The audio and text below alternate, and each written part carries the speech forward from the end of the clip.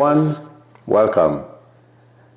I hope you all had a great Thanksgiving. I am not going to be long. In fact, I didn't even go and chant. It was an impromptu decision I made to come and tell you and give you my intuitive impression of what happened Wednesday. I don't know. Well, I would like to send my condolences to the family of Specialist Sarah Beckstrom. Let me make sure I pronounce. I have a bad habit. Specialist Sarah Beckstrom. I would like to send my condolences to her family. It hits hard, but as I was sitting here, I was packing something, and it feels like to me, her grandfather came to get her when it was time for her to go. I know that's no solace to anything, but I thought I would mention that.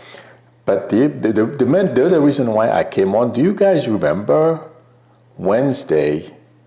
I could not. Hi, Craig, artist, Gracie. Wednesday, I could not remember Ukraine.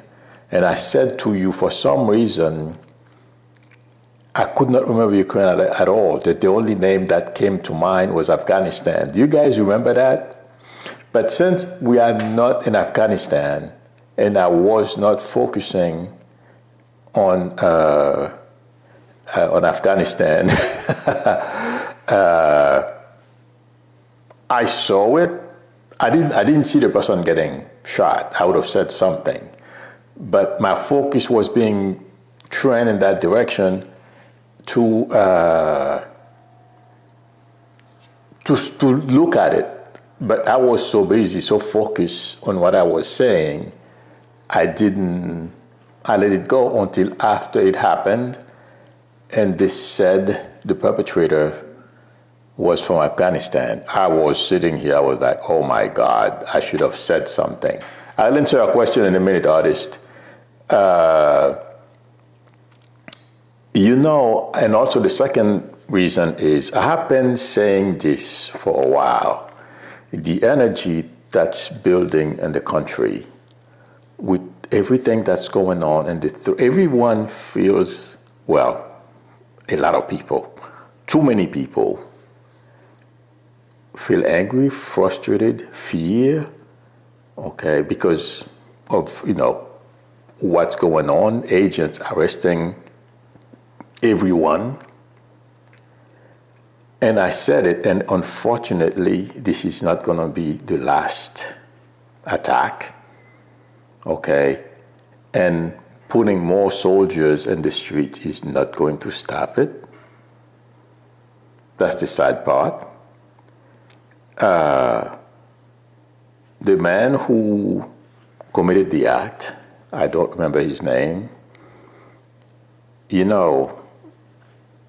served with our military. It seems like to me he has, intuitively, I feel he has some mental issues, okay? But having mental issues compounded with trauma is a bad mix. And that's why I've said once or twice, our vets, because of what they've been through, you never know how they can react. In fact, one of them, I don't remember where, he basically killed a whole bunch of parishioners in a church. I don't remember. Well, I'm sure you guys will recall. It happened a couple of months ago. Okay. This young man, okay, I feel should have received, his family probably doesn't know. When I first came to this country as an immigrant, I knew nothing. I was used to a place where you get sick, you don't have any money to see a doctor. If death is your, if you don't get care, that's what's coming, that's what's going to happen. You think you're still in the frame of mind of where you came from. So you don't know everything that's available to you. Or maybe psychological help wasn't available to him. But it feels that to me, intuitively, we are deporting all kinds of people, and we've heard they've deported not only people who fought for this country, soldiers, their relatives, former soldiers, their relatives, okay? Now, a bunch of Afghanis, I believe that's how, a bunch of people from Afghanistan as well, people who helped us. In fact, there was something on TV about that. Those things cause a lot of fear and anger. And it's not only among immigrants and Americans as well, everyone. And that's what I have been warning about, what happened Wednesday. And that gentleman, I'm not making excuses for him. I'm telling you, it's just like if I had, it's like losing a child. That's how I feel. When I heard, when they said 2 people were shot, I knew there was a woman among the 2. And then when they said it, I've been praying for both, but I was hoping she wouldn't go. I'm not in charge. Unfortunately, we lost her. But that's what's happening to that young guy. Like I have been predicting, I said, I wish these people would listen to me, but I'm only a psychic, what do I know? Trauma from fighting in Afghanistan, mental issues, compounded with the threat because of his mental issues and the trauma, okay, they're coming for him. And he doesn't know any other way to try to help but to reach for a gun and kill people, because that's what he grew up with, war. We were in Afghanistan for almost 25 years. He's 29, if I'm not mistaken. I believe they said he's 29. I'm not making excuses for him, but I thought it was important for me to come on and give you my intuitive impressions of what I feel happened. I know Trump is trying to blame every immigrant. The American people are not going to believe this. All those excuses, what I feel they are trying to do, they don't want him to catch the blame, and he's in charge. When you are in charge, it's inevitable. And now, he said that he's going to review. He has about 19 countries on a list of 19 countries, either 9 or 19. They're going to review their green card application, re-interview everybody. That's not going to help.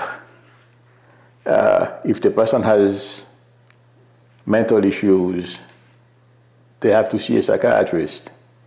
I mean, that young man, it's not the vetting, that the vetting was bad. It has nothing to do with it.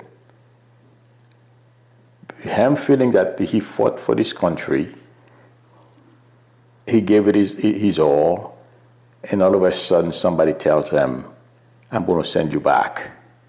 We don't want you here. I mean, although he was protected, but there are some other Afghan who went for their green cards or whatever it is they went to immigration for. They got arrested. And the only way he knew or he knows how to react or to do something, unfortunately for us, because we've all lost, losing, she's only 20 years old. I don't know, for some reason I keep getting a name that starts with letter C. Carly for Sarah Beckstrom. I got to make sure. Okay, I'm pronouncing her name correctly. Yep, Beckstrom. Somebody that's here, somebody that's close to her, it feels like to me. But this is a major loss. She's too young. I just read a little while ago. That's why I said I got to come on and say something. Out of high school, too soon. I mean, and I feel sorry for her family. But that's what happened. I mean, Trump and his team can do all kind, make all kind of excuses. It's not going to work. People are not going to believe it. Yes, there's a minority of people. If you're an immigrant, they think you're taking their jobs. They are failing because they're not prepared for, well, going to school is tough. I can tell you. But if you were born here, chances are you know better than I did when I was in school how to eat properly. I starved, well, most of the time. So it's not easy. But as an immigrant, when you first come here to get started and get going, I think he's been here since 2021. Like I said, I'm not making excuses for him. There is no reason for what he did. Absolutely not. So, but you don't know. It's the toughest. I've said that before. When you first start in this country, people don't understand. They think you here, everything is great, and that's not true. It's the toughest part is to get started. That's why South Africans that Trump and Elon brought here were having or still having probably, they are in shock. Okay, but my friends, this gentleman is sick. Unfortunately, that caused us to lose a young person who's gone too soon. And this administration can try to make all kind of excuses, blame Biden and everyone else, immigrants.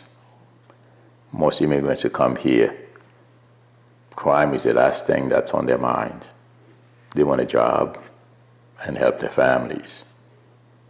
And that I don't feel it's going to last either, because some of the stuff that he wants to do according to the news, only Congress can do them, and lawsuits are going to be filed. But he's taking his anger on the wrong people. But my prediction is we're going to be okay. Unfortunately, we lost. I almost joined the military because I couldn't. I have a bad knee.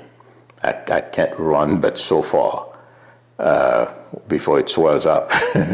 So I couldn't.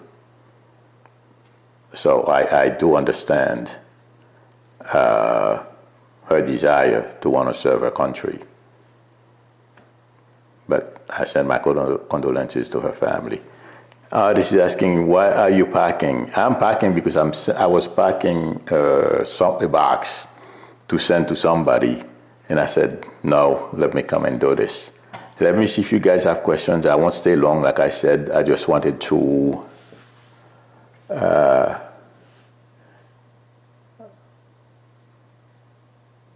Kristen McQuacken says, oh, she's talking to Gracie. M. Gaston, yes, I had a great Thanksgiving. Thank you. I mean, I was here. I was trying to figure things. I mean, yesterday I was somewhat lazy. I didn't do much. I had a couple of clients, thank God. But I was doing computer stuff, and I tested that thing I told you I bought on sale for when if we have a blackout, I'll be able to stay online. It seems to work. Because my Wi-Fi did not go down, but it didn't last long enough. I meant to say that Wednesday. No, it wasn't yesterday. It was Wednesday. It happened. Wednesday morning, I had the blackout, but it lasted seconds. So I'm waiting for one that lasts long enough for me to see if my Wi-Fi, if my router goes down. We'll see. But that's what I was playing it with yesterday. This says, violent acts by former military reminds me of the violence committed by football players. It's really a sign of brain trauma. Oh, absolutely. Well, that's what's happening with them. And you know something? It's not only him. That's the fear. And that's why I'm saying the energy, the environment that they are creating. You don't blame anybody else. Think. But cruelty is the point with this administration, unfortunately.